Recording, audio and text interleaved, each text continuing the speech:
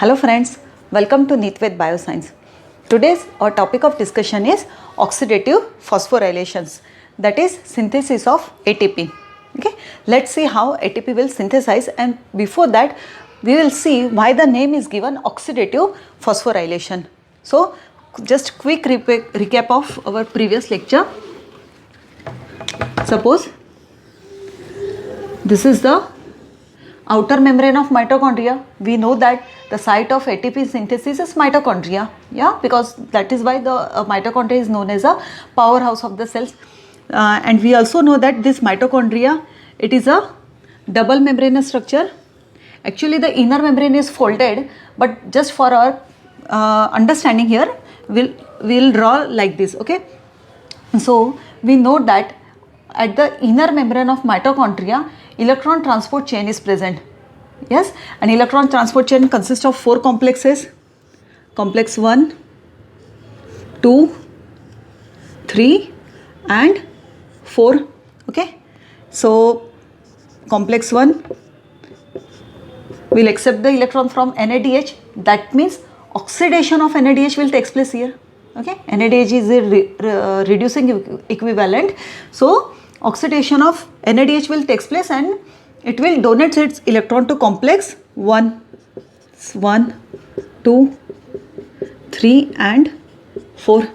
Yeah, complex 2 will accept the electron from FADH2. Okay, and then we had seen that coenzyme Q is present here, and then from coenzyme Q the electrons will pass from complex 3, then on the complex 3 cytochrome C is present, and which will ultimately transfer it to complex 4, and finally will get water molecule here. Okay, so the final electron acceptor is oxygen here, and we'll get the water. Okay, we also know that during this transfer of electron, okay, hydrogen ion will pumped from matrix to intermembrane space. Okay, so there will be the accumulation of H positive ion in the intermembrane space. Okay, we'll have the lots of H positive ion here. Okay, and this H positive ion, when again it will come back, suppose just consider this is the complex 5. So this hydrogen ion, they cannot cross the inner membrane. Okay, they cannot cross the inner membrane, so they come to matrix region via complex 5, which is also known as a ATP synthase. Okay, ATP synthase is not the part of electron transport chain. Electron transport chain consists of only the 4 complexes. Okay, complex 5 helps in the synthesis of ATP, and through the complex 5 hydrogen ion will come back into matrix regions and it will help in the generation of ATP, that we will see. Okay, now let us focus here. See what is happening here. H positive ion concentration increases in the intermembrane space, and here the concentration of H positive ion is more, here the concentration of H positive ion is less. That's why we note that what is pH? If there is a more hydrogen ion concentration, so pH will be less. Okay, so here we'll have the low pH, yeah, and here have the high pH value. So there is a difference in the pH also. Okay, and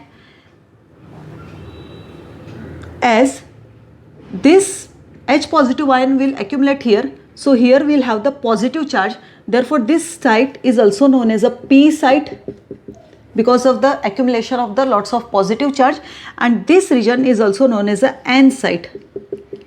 N site means negative site. Here is a positive charge will accumulate, here is a negative charge will accumulate.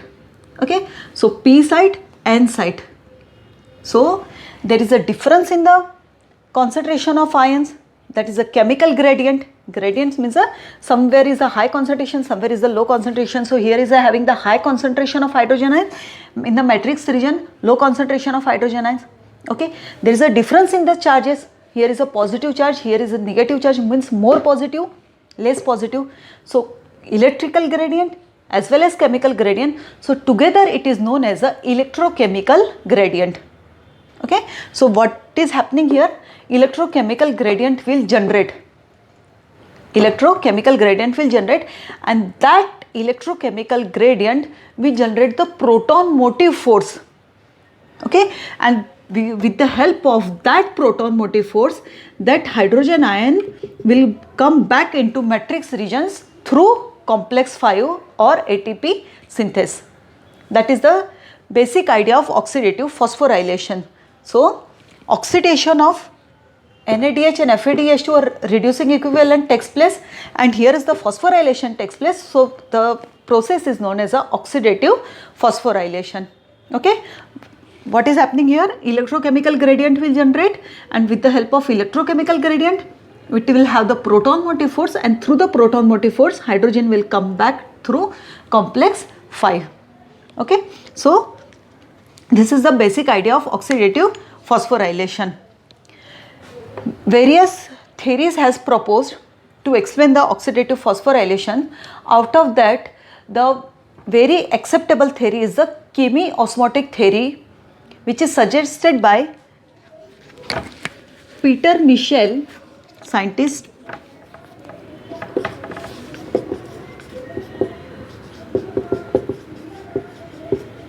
Michel, and for that he got the Nobel Prize in 1978. In the 1961 he has proposed this theory of chemiosmotic theory, and for that he got the Nobel Prize in 1978. So what is chemiosmotic theory? So what Dr. Peter Michel has suggested that these two processes are connected. Yeah, it is not like that ki electron transport chain is something else and oxidative phosphorylation is something else. Those two steps are the connected via this hydrogen when the proton gradient or electrochemical gradient will generate. So it will connect the both the step of electron transport chain and ATP synthesis. So that is the chemiosmotic theory. Okay, when there is a proton gradient will generate, and with the help of proton gradient ATP will synthesize. So these two steps are the connected. That is the chemiosmotic theory, which is suggested by Peter Michel. Okay, so up till now we had clear our idea that hydrogen has accumulated, and it will come into matrix via complex 5. So now we'll focus on the structure of the complex 5, that is ATP synthase, and which is also known as a F0 or F1 ATP synthase. Okay, so let us focus on the structure. Yeah, before that, one more thing I would like to mention here is that, see, once again we will draw complex 1, 2, 3 and 4. Okay, yeah, NADH will donate its electron to complex 1 and FADH2 to complex 2.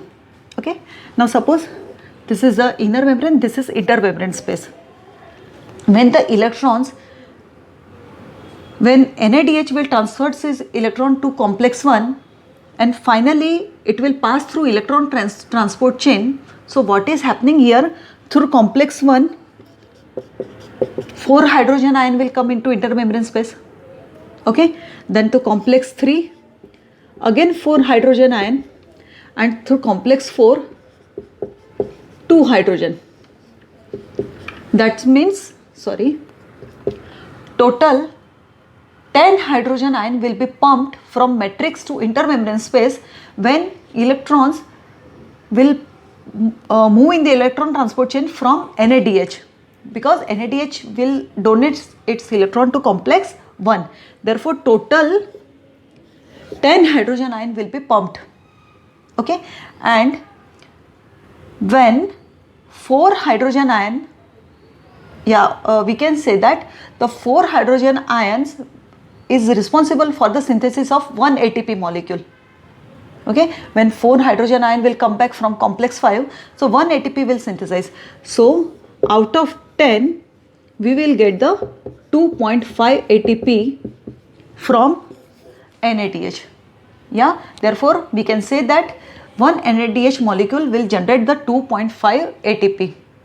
In the old literature, the value was 3, but now as per the new literature and which is widely accepted, so the new value is one NADH molecule will generate the 2.5 ATP. How? Because 10 protons, yeah, and when 4 protons will come back, it will generate 1 ATP. So out of 10 ATP, 2.5 ATP will generate. Okay, FADH2 will donate its electron to complex 2, but complex 2 will not pump any hydrogen ion. Okay, so from FADH2, how many hydrogen ion will be there in the intermembrane space? 6 hydrogen ion. Okay, and again 4 proton will come back, we generate the 1 ATP. So out of 6 hydrogen ion which will be pumped from the electron FADH2, 1.5 ATP. So we can say that FADH2 will generate 1.5 ATP and NADH will generate 2.5 ATP. Okay, one NADH molecule will generate 2.5 ATP and one FADH2 will generate 1.5 ATP. Okay, clear? Now we will see the structure of ATP synthase or complex 5. Okay, so suppose this is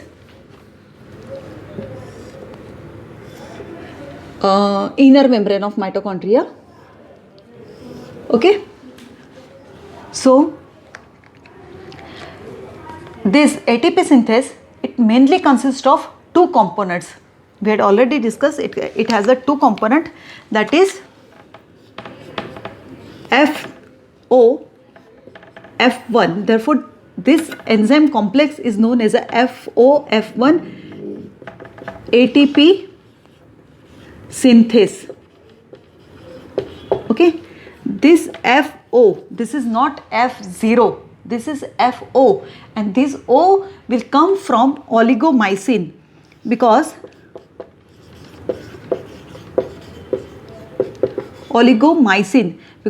this component is sensitive to,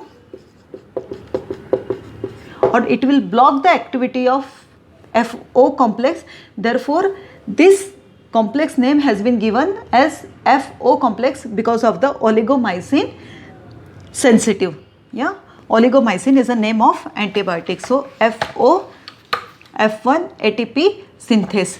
This FO, it is present here in the inner mitochondrial membrane and it has a ring structure which consists of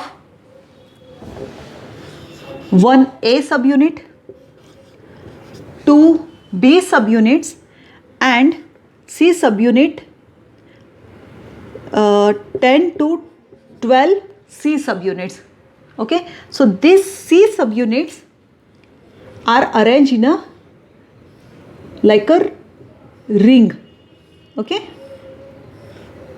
so these all are the C subunit which make a ring. Okay, this is structure of FO and this A subunit, it is present as a proton pump. Okay, which has a 2 half channel.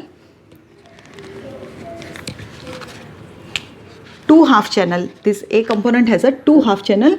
We'll talk about that after some time. Okay, suppose these are the 2 half channel present in a subunit. This is A subunit which is having the 2 half channel. Okay, C, and the B subunit, will attach FO to F1. So before that, we'll draw the structure of F1. F1, yeah, this is FO. F1 has 3 alpha, 3 beta, 1 gamma, delta and epsilon. Okay, so this is the structure of F1. 3 alpha, 3 beta, gamma, delta and epsilon. So this alpha and beta, they are arranged like this. Okay,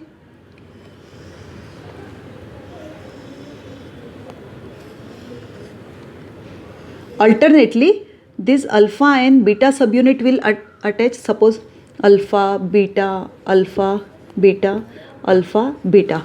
In this way, these 6 subunits will attach.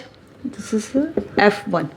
Okay, then this gamma and epsilon will act as a shaft. Okay, it will attach F0 to F1.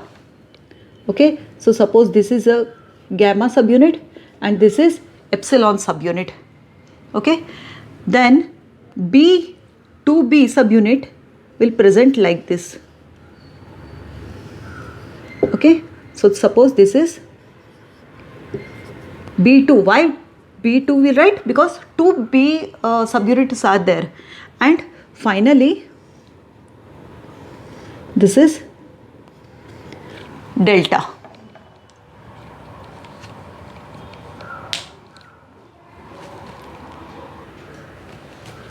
Okay, so this is the structure of complex 5 or ATP synthase. This is sorry, complex 5. Okay, so now we'll see how this complex will help in the generation of ATP. Okay, see, once again we'll write how the position is there. This is here intermembrane space. Okay, where the lots of H positive ions will be accumulated. Okay, this is intermembrane space, this is inner membrane and this is matrix. Okay, so F0 or F0 component, it is a water insoluble or the lipid soluble, therefore it is embedded in the inner membrane of mitochondria, and F1 component, it is extended in the matrix region because it is a water soluble. Okay, so now let's see how this proton motive force will help in the generation of ATP. As hydrogen ion, they cannot cross inner membrane, which we had already discussed. So this hydrogen ion will come into this F0 component via A subunit. This A subunit has a 2 half channel. So from the upper half channel, this hydrogen ion will come and bind to the aspartate 61 residue of C subunit. Okay, the C subunit has a C subunit has a side chain which is having the aspartate 61 residue. Aspartate 61 residue. So 61, yeah, because aspartate 61, it is a the name is given as per the position of this amino acid. Okay, so this hydrogen ion will bind to the aspartate residue of C subunit. Okay, so as the hydrogen ion will come, it will bind to the one by one its C subunit. So conformational change will take place, and that will help in the rotation of C subunit. Okay, so C subunit will rotate as one by one hydrogen will come. C subunit will rotate. Yeah, before take the example of turbine. Yeah, in we know the electricity will generate means water will stored at a dam, yeah, at a higher levels, and through the turbine when the water will flow down, so that energy will help in the synthesis of electric energy. Yeah, so same way when the water will flow, the turbine will rotate. So same here, when the hydrogen ion will move from this complex, so C ring will rotate. Okay, C ring will rotate, and when this ring rotating having the hydrogen ion, suppose hydrogen ion will bind here at the aspartate residues, and from upper half channel of A subunit and from lower half, it will come to matrix region. Okay, only the simple idea is that hydrogen ion will come from intermembrane space to inner membrane through C subunit, and C subunit will rotate like a turbine. So it will come from intermembrane to matrix through A subunit. But this is the general concept here, and A subunit will act as a proton channel. Okay, as this hydrogen ion will move from intermembrane space to matrix through the C ring will rotate. Okay, so along with C ring, this gamma and epsilon, that will also rotate. Okay, as C ring will rotate, so gamma and epsilon will also rotate, and with the help of the rotation of the gamma subunit, okay, there will be the conformational change in the beta subunit. Beta subunit will act as a catalytic site for ATP synthesis. See, there is a difference between the rotation and the conformational changes. C subunit, gamma and epsilon, they are rotating, but the beta subunit, which is the catalytic site for the synthesis of ATP, it will not rotate. There is a conformational change. For example, this is the structure. There are 3 conformational changes will take place. See, open, loose and tight. So we'll talk about that. Just first understand how what is the conformational change. Suppose this is the beta subunit. So here is the open subunit will release the newly synthesized ATP, then loose. So it will bind ADP and phosphate group will bind, and then tight. So when the tight, so it will bind, or there is a bond formation will take place between ADP and PI. So ATP will form.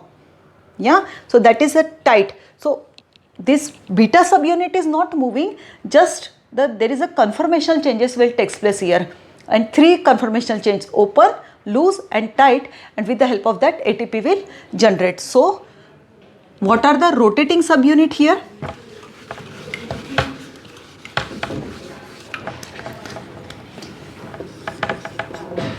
Rotors are C, gamma and epsilon. Okay, and apart from everything is a stator. Stator which will not move. So what are those stators? Alpha, beta, delta, A and B. These are stator. Okay, beta subunit will not move.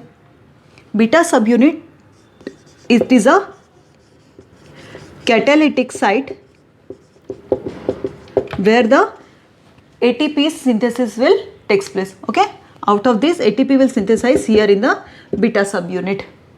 Okay, so there is another theory which suggests how ATP synthesis, or this how the binding of ADP and ADP will take place, and about the conformation of beta subunit.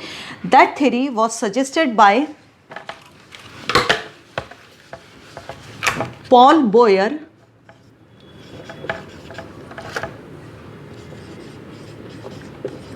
and for which he got the Nobel Prize in 1997. This theory is also known as a flip-flop mechanism or binding change mechanism. Okay, so binding change mechanism or flip-flop mechanism, it is the same thing. Yeah, we suggest how the conformational change of beta subunit will help in the synthesis of ATP. Yeah, everything is clear up to here. A subunit will act as a proton pump through the A subunit. Hydrogen ion will bind to aspartate of C ring. C ring will rotate. As the C ring will rotate, gamma and epsilon will also rotate. Yeah, that will help in the conformational changes of beta subunit and which will synthesize ATP. So now we will see the flip-flop mechanism or binding change mechanism. Consider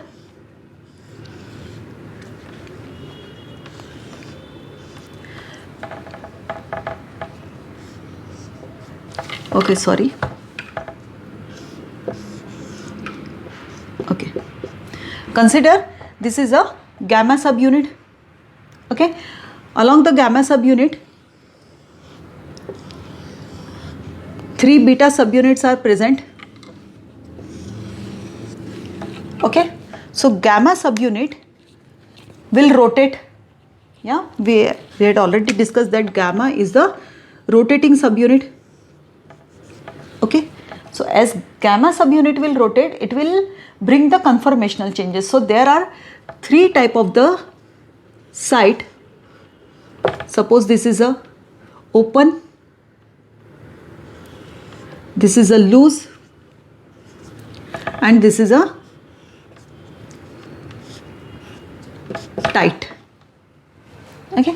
So this, consider this gamma subunit as a hands of clock. So as the hands will rotate, yeah, there is a changes in the conformation changes here. So first at the open site, newly synthesized ATP will release. So this is the release site. ATP will release here. What will happen in the L side? ADP plus phosphate group will come and they will be loosely bind. Yeah, and at the tight site, synthesis of ATP will take place. Open side, loose side, ADP plus PI will come, and again the tight side, so synthesis will take place. Now as gamma subunit will again rotate through 120 degree. Okay, as the gamma subunit will rotate to 120 degree, so what will happen? This T site will become the O site. Yeah, because newly synthesis ATP will release, so it will become the O site. This O side will become the L side. Here ADP and PI will loosely bind, and this loose side will become the tight side. See, again please note here, this beta subunit is not rotating, just open to loose to tight, and then again to loose to tight. Yeah, only the conformational changes will take place. It is a static. So this way ATP will synthesize here. So 120 degree, again 120 and 120. So one complete rotation of gamma subunit, consider it as a hands of clock. So one complete rotation of gamma subunit will generate the 3 ATP. So this is a binding change mechanism or flip-flop mechanism which generate the ATP. So this is the complete process of oxidative phosphorylation. Yeah, oxidation of reducing equivalent. It will help in the synthesis of ATP. Okay, everything is clear. From NADH 2.5 ATP will generate, and from FADH to 1.5 ATP, and the what NADH from cytosol will help will transfer its electron to shuttle systems. So there are 2 step shuttle system, glycerol 3-phosphate and malate aspartate shuttle system. Okay, so we had discussed everything. Next lecture we will talk about the shuttle system. What is glycerol 3-phosphate and malate aspartate shuttle systems. Okay, I think everything is clear up to this. If you have any doubt, you can put in the comment section. Thank you.